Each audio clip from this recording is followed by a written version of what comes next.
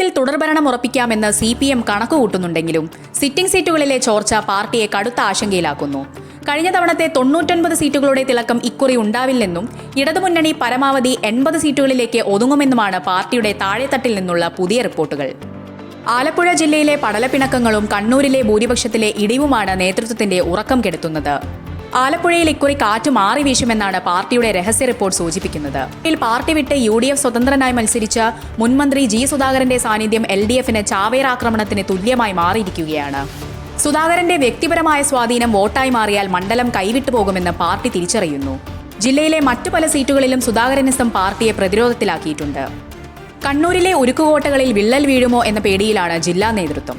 9 മണ്ഡലങ്ങളിൽ വിജയമുറപ്പിക്കുമ്പോഴും പയ്യന്നൂർ, മട്ടന്നൂർ, തലശ്ശേരി തുടങ്ങിയ ശക്തികേന്ദ്രങ്ങളിൽ ഭൂരിപക്ഷം കുത്തനെ കുറയുമെന്നാണ് വിലയിരുത്തൽ.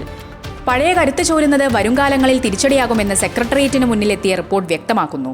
കാസർഗോഡ് ജില്ലയിൽ ന്യൂനപക്ഷ വോട്ടുകൾ UDFിലേക്ക് കേന്ദ്രീകരിച്ചത് ഇടതുവിജയത്തിന്റെ തിളക്കം കുറയ്ക്കും. കോഴിക്കോട് ജില്ലയിലാണ് CPM ഏറ്റവും വലിയ പ്രതിസന്ധി നേരിടുന്നത്. 13 സീറ്റുകളിൽ 8 കടുത്ത പോരാട്ടമാണ് നടന്നത്.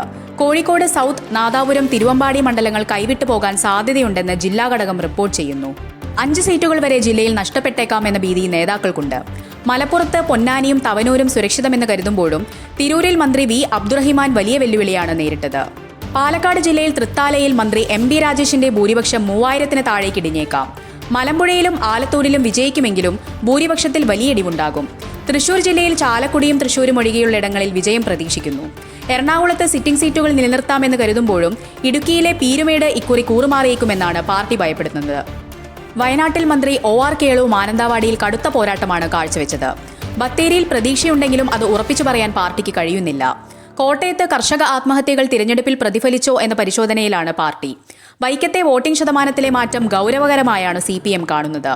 പത്തനംതിട്ടയിൽ 5 സീറ്റുകൾ നിലനിർത്താമെന്നതാണ് ആത്മവിശ്വാസം.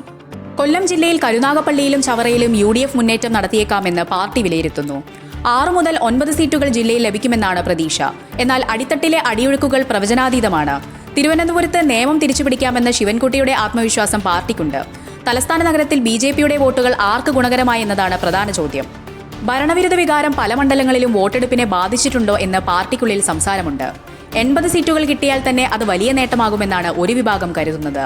എന്നാൽ കഴിഞ്ഞ തവണത്തെ അത്ര വലിയ ഭൂരിപക്ഷം ഒരിടത്തും ഉണ്ടാവില്ലെന്നത് CPMനെ ചിന്തിപ്പിക്കുന്നു. പ്രത്യേകിച്ച് ന്യൂനപക്ഷ കേന്ദ്രങ്ങളിൽ UDFന് ലഭിച്ച സ്വീകാര്യത CPMന്റെ കണക്കുകൂട്ടലുകൾ തെറ്റിച്ചേക്കാം. ഫലം പുറത്തുവരുന്നതോടെ ആലപ്പുഴയിലെ രാഷ്ട്രീയ സമവാക്യങ്ങളിൽ വലിയ മാറ്റമുണ്ടാകുമെന്ന് ഉറപ്പാണ്. G. സുധാകരനെതിരെയുള്ള പാർട്ടി നടപടികൾ തിരിച്ചടിയായോ എന്ന് തിരഞ്ഞെടുപ്പിന് ശേഷം നേതൃത്വം വിലയിരുത്തും. തൽക്കാലം 80 സീറ്റുകൾ എന്ന മാന്ത്രിക സംഖ്യയിൽ പ്രതീക്ഷയർപ്പിച്ച് മുന്നോട്ടു പോകാനാണ് CPM തീരുമാനം.